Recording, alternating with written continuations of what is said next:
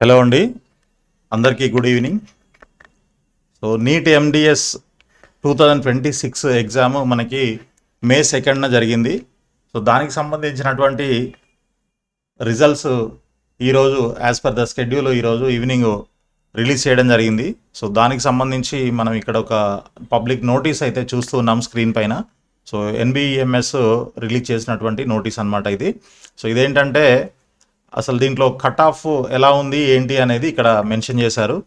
So cut off వచ్చేసి మనకి category wise ఉంటుంది. In case general category candidates అయితే జనరల్ కానీ లేదంటే ఈడబ్ల్యూఎస్ ఉన్న వాళ్ళు కూడా ఎంత స్కోర్ వస్తే క్వాలిఫై అయినట్లు అంటే 50th పర్సెంటైల్ అంటే 308 308 మార్క్స్ వచ్చిన వాళ్ళు మాత్రమే ఎలిజిబుల్ అనమాట కౌన్సిలింగ్లో పార్టిసిపేట్ చేయడానికి. ఓకే, సో అవుట్ ఆఫ్ 960 మీకు 308 వచ్చి ఉంటాయని అనుకుంటున్నాను ఈ వీడియో చూస్తున్న వాళ్ళందరికీ కూడా. సో అంతకంటే తక్కువ వచ్చింటే అంటే మీరు మీ కేటగిరీ జనరల్ కానీ ఈడబ్ల్యూఎస్ కానీ అయ్యుండి ఇంతకంటే 307 లేదా 306 305 వస్తే మీరు ఎలిజిబుల్ కాదు కౌన్సిలింగ్లో పార్టిసిపేట్ చేయడానికి. ఓకే, సో ఇలా మీరు మీ కేటగిరీని బట్టి మీ స్కోర్ ఎంత వచ్చింది అనేది చూసుకొని మీరు ఎలిజిబుల్ అయ్యారా లేదా అనేది చెక్ చేసుకోండి. జనరల్ పీడబ్ల్యూడీ అయితే 45th పర్సెంటైల్ రావాలి, అంటే 289 మార్క్స్ అండ్ ఎబవ్ వచ్చిన వాళ్ళంతా కూడా ఎలిజిబుల్ అనమాట కౌన్సిలింగ్కి. సో నెక్స్ట్ వచ్చేసి మనకి SC ST OBC including PW candidates, ఏది ఎస్సీ ఎస్టీ బీసీ ఓబీసీలో. సో వీళ్ళందరికీ కూడా 40th పర్సెంటైల్ మినిమం రావాలి, అంటే 271 మార్క్స్ అండ్ ఎబవ్ వచ్చిన వాళ్ళంతా కూడా ఈ కేటగిరీలో ఉన్న వాళ్ళు ఎలిజిబుల్. ఓకే, సో వీళ్ళు ఎలిజిబుల్ అయిన వాళ్ళంతా కూడా క్వాలిఫై అయిన వాళ్ళు మీరు కౌన్సిలింగ్లో పార్టిసిపేట్ చేయొచ్చు, whether it is all India quota లేదా స్టేట్ కౌన్సిలింగ్ కోటా, రెండిట్లోనూ మీరు పార్టిసిపేట్ చేసుకోవచ్చు. అదేవిధంగా ఇక్కడ ఇంకొక చిన్న పాయింట్ ఏంటి అని అంటే మీకు రిజల్ట్ అయితే ఇక్కడ డైరెక్ట్గా ఈ విధంగా మనకి డిస్ప్లే చేశారు. సో మీ అప్లికేషన్ నంబరు, దాంతోపాటు మీ రోల్ నంబరు అండ్ మీ యొక్క స్కోర్ ఎంత అండ్ మీ యొక్క ర్యాంక్ ఎంత అనేది కూడా ఇక్కడ క్లియర్గా మెన్షన్ చేయడం జరిగింది. ఇన్ కేస్ మీ యొక్క రోల్ నంబర్ గుర్తున్నట్లయితే మీరు డైరెక్ట్గా రోల్ నెంబర్తోని మీరు చెక్ చేసుకోవచ్చు. ఇలా మీ రోల్ నెంబరు చెక్ చేసుకోవడం ఒక ఆప్షను. లేదు అని అంటే డైరెక్ట్గా ఫైండ్, ఓకే, ఫైండ్ చేసి మీరు 2655510011 ఏదో నేను అక్కడ స్క్రీన్ మీద ఉన్నదే చూపిస్తున్నా.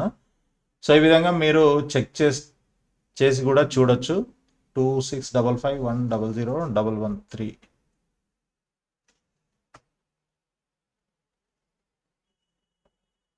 సో ఇలా మీరు చెక్ చేసి చూసుకోవచ్చు మీ ర్యాంక్ ఎంత, అంటే మీ రోల్ నెంబర్ ఎక్కడుంది అండ్ మీకు వచ్చిన స్కోర్ ఎంత.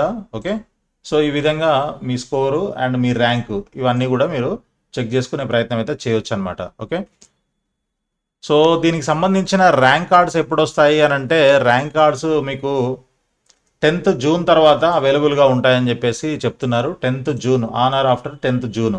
ఓకే, ఆ 10th జూన్ తర్వాత మీకు 6 months వరకు అవైలబుల్గా ఉంటాయి. ఈ 6 months లోపల మీరు డౌన్లోడ్ చేసుకొని పెట్టుకోవాలి. ఇన్ కేసు మీరు డౌన్లోడ్ చేసుకోకపోతే 6 months తర్వాత మొత్తం అదంతా తీసేస్తారు. ఆ తర్వాత మీరు ఏం చేసినా కూడా మళ్ళీ మీకు ర్యాంక్ కార్డు దొరకదు. కాబట్టి ఆ టైంలోనే మీరు తప్పకుండా డౌన్లోడ్ చేసుకోమని చెప్పేసి ఇక్కడ క్లియర్గా చెప్తున్నారనమాట. సో ఇది మనకి ఉన్నటువంటి అప్డేటు. సో మీరందరూ చూసుకొనే ఉంటారు ఇప్పటికి. సో ఇంకొక పాయింట్ ఏంటి అని అంటే మీకు దీనికి సంబంధించి కౌన్సిలింగ్ నోటిఫికేషన్ ఎప్పుడు వస్తుంది అండ్ దానికి సంబంధించి కౌన్సిలింగ్ ఎప్పుడు స్టార్ట్ అవుతుంది, merit list, registration, merit list, notification for web options, ఇట్లాంటివన్నీ కూడా ఎప్పటికప్పుడు మన ఛానల్లో మీకు అప్డేట్స్ అయితే వస్తూ ఉంటాయి. కాబట్టి మన ఛానల్ని సబ్స్క్రైబ్ చేసి ఫాలో చేస్తూ ఉండండి. అదేవిధంగా మనకి మేనేజ్మెంట్ కోటాలో ఇన్స్టిట్యూషనల్ కోటా అని ఉంటుంది, ఎన్ఆర్ఐ కోటా కూడా ఉంటుంది. సో ఎన్ఆర్ఐ కోటా లేదా ఇన్స్టిట్యూషనల్ కోటాలో అయితే మీకు డైరెక్ట్గా అడ్మిషను వచ్చేస్తుంది. మీరు అంటే ర్యాంక్ ఎక్కువ వచ్చింది, మనకి ఏ క్యాట్లో రాదు అండ్ MQ1లో రాదు, MQ2లో కూడా రాదు అని అనుకుంటే MQ3లో కూడా తీసుకునే అవకాశం అయితే ఉంటుంది. జస్ట్ మీరు క్వాలిఫై అయ్యి ఉంటే చాలు. కాబట్టి అలా క్వాలిఫై అయిన వాళ్ళు అంటే ఈ పర్సంటైల్ని బట్టి అదేవిధంగా మీ స్కోరు ఇంతకంటే ఎక్కువ ఉన్నట్లయితే మీరు క్వాలిఫై అయినట్లు. కాబట్టి అలాంటి వాళ్ళు డైరెక్ట్గా ఇన్స్టిట్యూషనల్ కోటాలో అడ్మిషన్ తీసుకునే ఛాన్స్ ఉంటుంది. కాబట్టి అలాంటి వాళ్ళు ఎవరైనా తీసుకోవాలి అని అనుకుంటే స్క్రీన్ పైన కనిపిస్తున్నటువంటి నంబర్కి కాల్ చేయండి, తప్పకుండా మీకు హెల్ప్ చేస్తాము. అదేవిధంగా ఎన్ఆర్ఐ కోటాలో మీరు పార్టిసిపేట్ చేయాలనంటే దానికి సంబంధించిన డాక్యుమెంట్స్ ఏం కావాలి ఏంటి ఆ డీటెయిల్స్ అన్నీ కూడా మీకు కావాలనంటే మేము తప్పకుండా గైడెన్స్ అంతా ప్రొవైడ్ చేస్తాము. కాబట్టి ఎన్ఆర్ఐ కోటాకి సంబంధించి కూడా మీరు మమ్మల్ని కాంటాక్ట్ చేయొచ్చు. సో ఇది మనకి ప్రస్తుతానికి ఉన్నటువంటి అప్డేటు. అయితే దీంట్లో మరి మొత్తం ఎంతమంది ఎగ్జామ్ రాశారు, ఎంతమంది రిజిస్టర్ చేశారు, అందులో నుంచి ఎంతమంది క్వాలిఫై అయ్యారు అని చూసినట్లయితే రిజిస్టర్డ్ క్యాండిడేట్స్ వచ్చేసి 31,407 క్యాండిడేట్స్, అపియర్డ్ 30,389. అయితే దాంట్లో నుంచి క్వాలిఫై అయిన వాళ్ళు మాత్రం 18,244. ఓకే, సో అలా మనకి మొత్తం డేటా అయితే వచ్చేసింది. సో ఇది ఆల్మోస్ట్ 629 పేజెస్ ఉంది ఈ పీడిఎఫ్ డాక్యుమెంట్. మీరు చెక్ చేసుకోవచ్చు, ఎన్బిఈఎంఎస్ వెబ్సైట్లో ఉంటుంది. లేదు అని అంటే నేను ఈ లింక్, ఈ యూఆర్ఎల్, ఈ పీడిఎఫ్ సంబంధించిన యూఆర్ఎల్ నేను మన వీడియో కింద డిస్క్రిప్షన్లో ప్రొవైడ్ చేస్తాను. కావాలంటే ఇది మీరు కూడా డౌన్లోడ్ చేసుకొని చెక్ చేసుకోవచ్చు. సో ఇది మనకి ఇప్పటి వరకు ఉన్నటువంటి అప్డేట్ అండి. మీరు ఛానల్ని సబ్స్క్రైబ్ చేసి తప్పకుండా ఫాలో చేస్తూ ఉండండి. అన్ని డీటెయిల్స్ ఎప్పటికప్పుడు వస్తూ ఉంటాయి. కంప్లీట్ గైడెన్స్ అయితే ప్రొవైడ్ చేయడం జరుగుతుంది. దాంతోపాటు మీకు సీట్స్ కావాలనంటే డైరెక్ట్గా మాట్లాడి మీకు ఏ కాలేజీలో అయినా సీట్స్ ఇప్పించే ఛాన్స్ అయితే ఉంది. కాబట్టి సీటు వచ్చే అవకాశం ఉన్నా కూడా కోల్పోకండి దయచేసి. MQ3 లేదా MQ2 దేంట్లో వస్తుందో తెలుసుకోవడానికి కూడా మీరు మన ఛానల్ని సబ్స్క్రైబ్ చేసి ఫాలో చేస్తూ ఉండండి.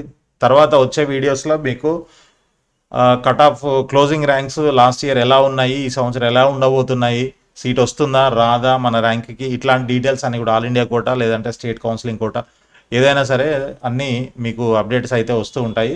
సో తప్పకుండా ఫాలో చేస్తూ ఉండండి. ఆల్ ది బెస్ట్ అండి. Thank you so much.